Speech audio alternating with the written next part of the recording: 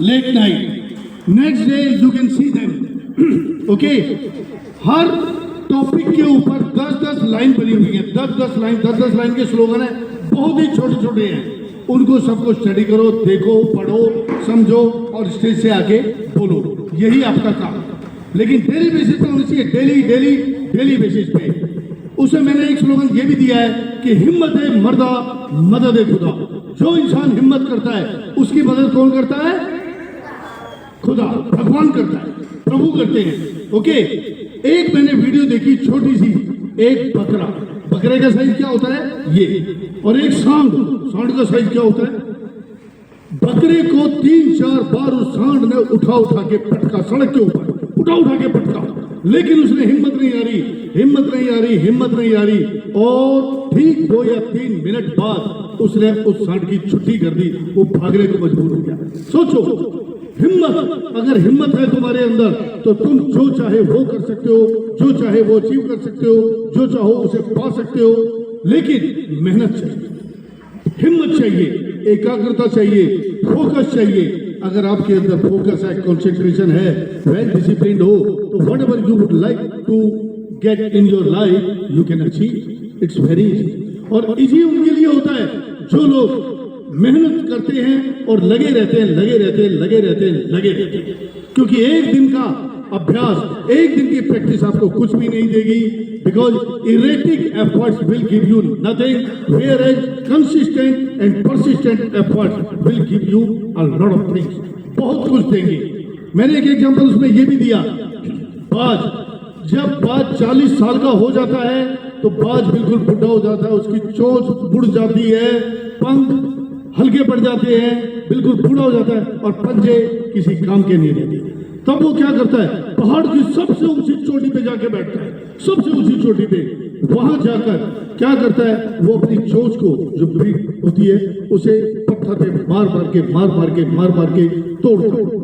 तोड़ देता है. बिल्कुल खून निकलता है, उसको दर्द होता है. हमारा एक नाखून भी अगर एक्स्ट्रा कट जाए, आपने देखा होगा, नाखून काट रहे हैं, गलती से अंदर तक कट जाए तो खून निकल आता है, हालत खराब हो जाती है. वो चोंच को मार के तोड़ देता है. कुछ दिनों बाद उसकी चोंच फिर से आने लगती है, नई चोंच आती है. उस नई चोंच से पंजों को तोड़ देता है, बिल्कुल मार मार के सारे पंजे तोड़ देता है. अपने पंख उखाड़ता है, एक एक करके सबको उखाड़ता है. 2-4 महीने लगते हैं. पहाड़ के ऊपर सबसे ऊपरी वाली चोटी पे बैठा रहता है. ठीक 3-4 महीने के बाद उसके नए पंख आते हैं, नए पंजे आते हैं, नई चोंच आती है और वो बाज फिर से एक बार जवान हो जाता है, यंग हो जाता है. If you want to fly high in the sky, if you want to fly high in the sky, you will have to do what you need to do. You need to do just be focused, be concentrate and be disciplined and be a very hard worker. जब आप इतनी मेहनत करते हैं, लगे रहते हैं, संयम रखते हैं, तो डेफिनेटली वो बाज 40 साल का होने के बाद फिर से एक बार जवान हो जाता है. बूढ़ा हो गया था, बिल्कुल मरने के कगार पे था, चाहता तो वो वही पड़ा मर जाता, सड़ जाता, लेकिन नहीं, वो फिर से जागता है और उसके बाद 70 साल तक यानी 30 साल और उसका जीवन होता है और खूब मजे से अपनी जिंदगी जीता है. एक एग्जाम्पल. दूसरा एग्जाम्पल, ठीक हैबिचुअल कैसे होते हैं, आदत कैसे पड़ती है. एक बार बच्चों ने क्या किया, एक बाज का अंडा मुर्गी के दबड़े में रख दिया. अब मुर्गी ने सोचा ये मेरा अंडा है, मेरा बच्चा है. धीरे धीरे उसने उसको सेका, यानी हैच बोलते हैं उसे, उसमें से चूजा निकला.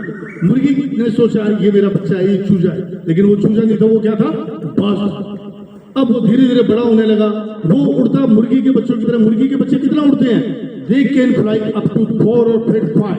बस इतना उड़ता है, फट नीचे बैठ जाते हैं. अब वो उन्हीं की तरह उड़ता, क्योंकि संगत का असर होता है. उन्हीं की तरह उड़ता, उन्हीं की तरह खाता, दाना चुनता, सब कुछ उन्हीं की तरह करता. एक बार उसने देखा कि एक बहुत बड़ा पक्षी, that was fly high in the sky gracefully and majestically, वो उड़ रहा था. उसने पूछा, मामा what is that bird? Who is that bird? उसने कहा, बेटा वो बाज है.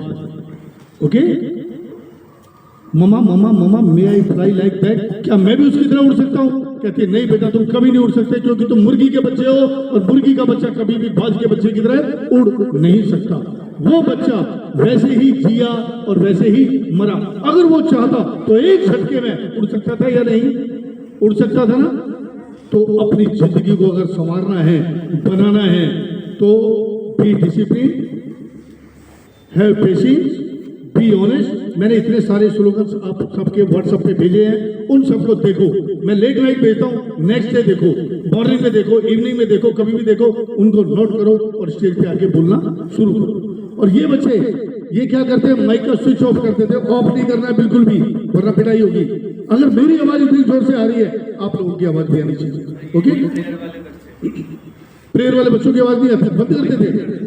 प्रेयर वाले बच्चे कान खोल के सुन लें, वरना मैं यही स्टेज पे आके उनकी पिटाई करूंगा। समझ गए? इनडिसिप्लिन नहीं होना बिल्कुल भी। Okay, thank you very much.